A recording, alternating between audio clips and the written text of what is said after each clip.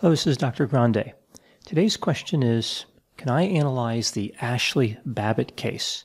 Babbitt was shot and killed by a police officer as she stormed the Capitol building in January of 2021.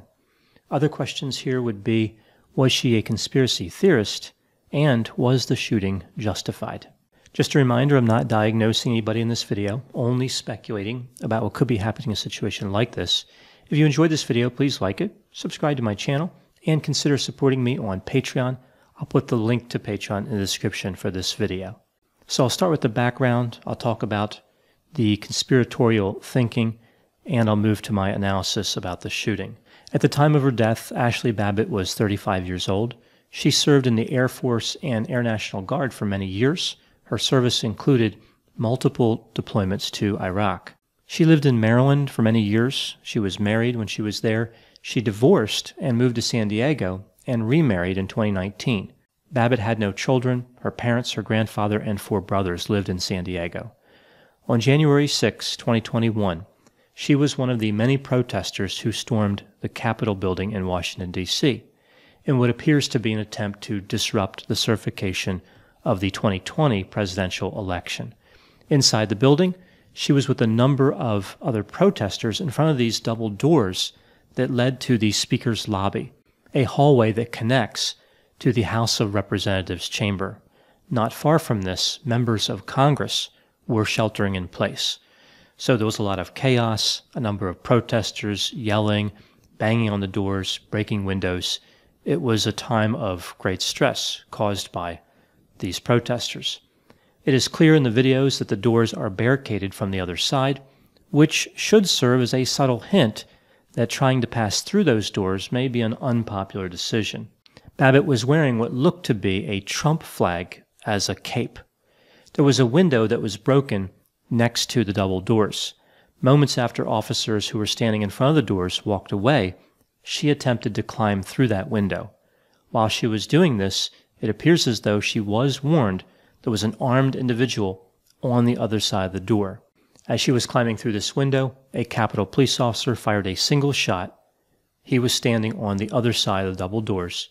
He struck her in the neck or near her neck. She fell back out of the windows toward the other protesters. There were officers in tactical gear arriving at the location at that time who rendered first aid. She was taken to a local hospital where she would die. Babbitt had some prior run-ins with law enforcement. In 2016, she was issued a peace order, which is essentially the state of Maryland's version of a restraining order, and charged with reckless endangerment and the malicious destruction of property. This appears to have been connected to a road rage incident. She hit a woman's car 3 times and chased her through the streets. From what I understand, the victim was a woman who had previously dated Babbitt's boyfriend at that time. Babbitt was found not guilty of both charges. In 2017, a second peace order was issued, and she was charged with willful motor vehicle damage without the owner's consent. I guess this is as opposed to damage that the owner consents to. I'm not sure why they would put that in there, but maybe something like that happened. She was found not guilty of this crime as well. It's not clear if all these charges stem from the same incident or we're talking about different incidents. In 2019, a complaint was filed against her for aggressive driving, but it was thrown out because of a jurisdiction-related problem. Ashli Babbitt appeared to have a number of unusual beliefs that may have contributed to her criminal behavior. Her posts on social media appear to indicate that she believed in conspiracy theories. One specific conspiracy theory that she is associated with is QAnon. She made a reference to the storm in a tweet the day before her death. She was seen wearing a QAnon shirt in a photo on social media, and she also posted a hashtag that refers to the phrase, "Where we go one, we go all," which is also associated with that same conspiracy theory. Here's a summary of what the followers of this conspiracy theory believe.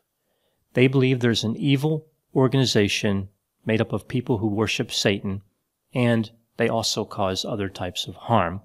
The leaders of this evil organization tend to be entertainers and politicians. Donald Trump is a part of this ongoing battle with these evil people. Ashli Babbitt had a particular dedication to Trump. She was a militant supporter of his. At some point, Trump will bring about what the followers refer to as the storm and the Great Awakening. Again, Babbitt specifically referred to the storm. The storm is when Trump will arrest the evildoers and send them to prison.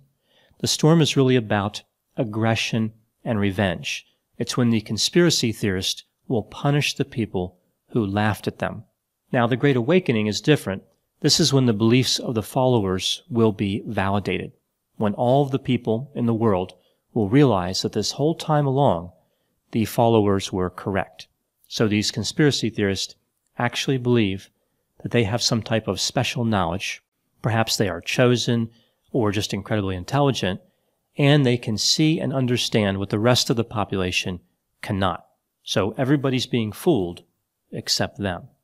After the storm and the Great Awakening, a utopia will be established, and the followers of the conspiracy theory will be exalted as heroes, people who saved the world from certain destruction. These beliefs tend to appeal to individuals who have certain characteristics. Here are a few of those characteristics. They have lost their sense of purpose, so life isn't exciting anymore. It doesn't have meaning. There must be something bigger. There must be something noble that they can do. This conspiracy theory gives them hope.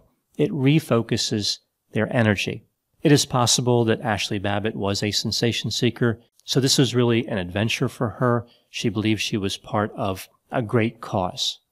The followers tend to be aggressive. We see with Babbitt that she was particularly aggressive.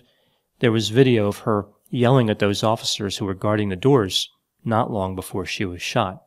In addition to her run-ins with the police, in November of 2018, she posted 2 videos where she was recording herself on her phone as she was driving. In those videos, she appeared to be particularly angry and, of course, a dangerous driver. I think what happens sometimes is that the anger comes first. Like these people have all this frustration and rage built up, and when they find this conspiracy theory, it is a way to make sense of all the anger.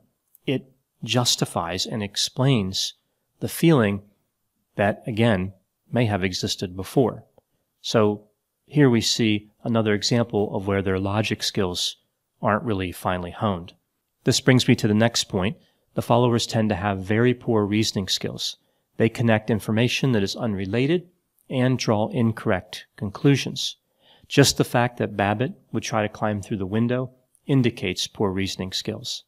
One of the more significant characteristics we see among many people who believe in these types of conspiracy theories is an inability or unwillingness to reevaluate information.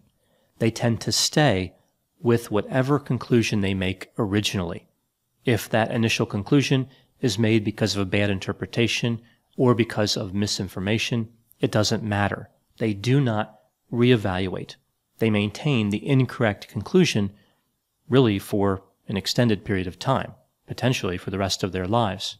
A neighbor described Babbitt as frank and opinionated, which is consistent with a failure to reevaluate. One of the most important decisions that followers of a conspiracy theory can make is how much do they really support the actions? Do they simply post impolite comments on social media, or do they take more direct action? How confident are they in their beliefs, and how far will they go to prove their theory? In the case of Babbitt, she was willing to fully commit to the nonsense. It would cost her her life. Now moving to the last question. Was her shooting justified?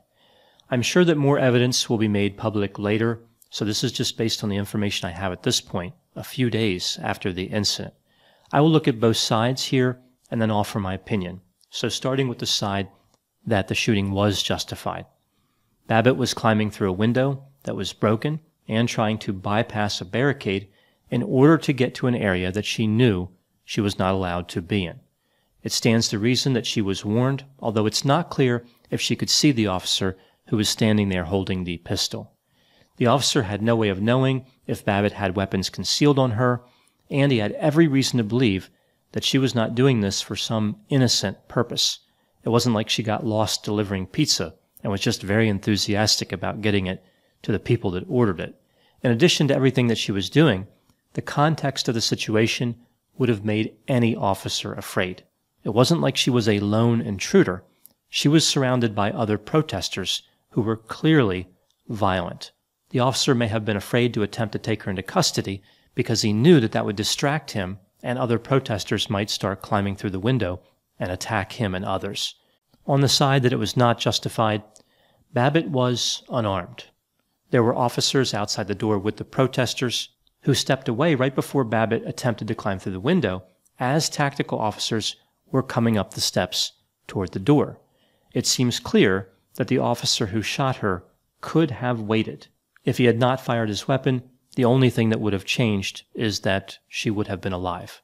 Those officers would have pulled her back out of that window. The shooting did not actually save anyone's life. It just cost Babbitt her life. In considering everything, was it justified? Technically, I think the shooting probably was justified, but the officer should have waited. Sometimes officers are permitted to take actions that they should not take. The ability to communicate is one of the officer's best weapons. That officer did have help on the scene, and it would have been okay to let that play out a little more before using deadly force.